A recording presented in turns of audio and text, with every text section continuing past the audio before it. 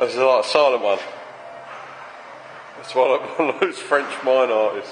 So, obviously you've been watching the Manky TT I bought, right?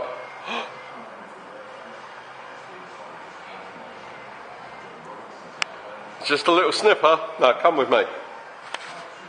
So, TT 600, TTR 600. It's a genuine one, a Belgarda one. So it is the genuine rally one. No electric start. 60mm slimmer motor, 30mm side. These motors can be an arse. You can lose your spark like that, never get it back again, and you'll never find out why. It's exactly what happened on this motor. It was running absolutely perfect. This is not the first time it's happened on a completely different bike, okay? So I know a lot about these bikes. I have rode them aggressively in sport, okay? So let's get that out of the way. Running perfect, but the guy who had it for me, a bit of an animal. The more I delve into this bike, the more stuff I see that is just wrong, let's put it that way. So we're going to junk the motor.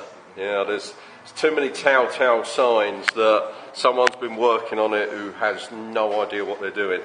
It had a chain break and go through the case.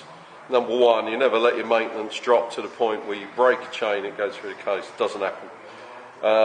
Two, there's some really unusual marks on the bike. Three, there's some very, very odd peculiarities with the engine, like it's got high Lamar on the cam cover, if you like, but remember with a TT, the camshaft runs directly in the head. The cam cover is part of the system that holds your camshaft in place, so you cannot use a sealer. Any sealer you put in there adds the tolerance to the oil clearance for the camshaft, but you know, it's all in the manual if you can be bothered to read it. Best you do, it makes a big difference. But anyway, I'm just being a bitch now. Come and have a look. So these are early RS125 wheels, and quite an easy conversion. Well, easy by my standards. There's a couple of little spaces I've got machined for the rear. More what I call bearing nipples, right? Because you have to support the centre of the bearing. The centre of the bearing has to be supported throughout the wheel. So I've got to make a new bearing tube for the inner dowel, and I've got to make bearing supports, or I know them as bearing nipples. Basically, it's just the most smallest, it's like a small washer. It's like a wheel spacer, but very small, and it sits against the bearing centre, like the support collar, if you like. I want to get technical about it, and spreads the load through the centre of the bearing, not the radial part of the bearing, okay? Now, the front end, this is difficult. Well, again, it's not difficult for me. I would need a bearing that is 1742, but that bearing doesn't exist. So the original bearings here have a 20mm OD. My spindle, 20mm ID, the hole's 20mm, my spindle's 17, but there's not a bearing I can find that's 1742, with the original bearings being 2042, right? So what we're going to do is we're going to make what we call top hat wheel spacers, which is a wheel spacer that slides into the bearing, and it is, just like it sounds, in the shape of a top hat. So one, it will make up the difference between my spindle size and my wheel bearing size.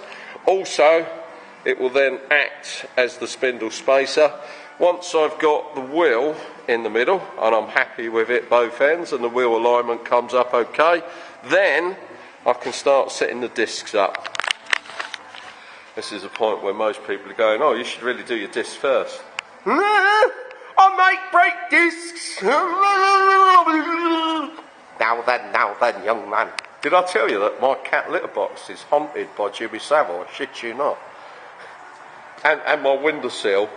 And no, really, I've got a poltergeist in my flat. Fucking nicked my rubbish bags. I had 3 rubbish bags, right? But they were too big to go down a chute, which means I would have to go outside and put them in the rubbish bin.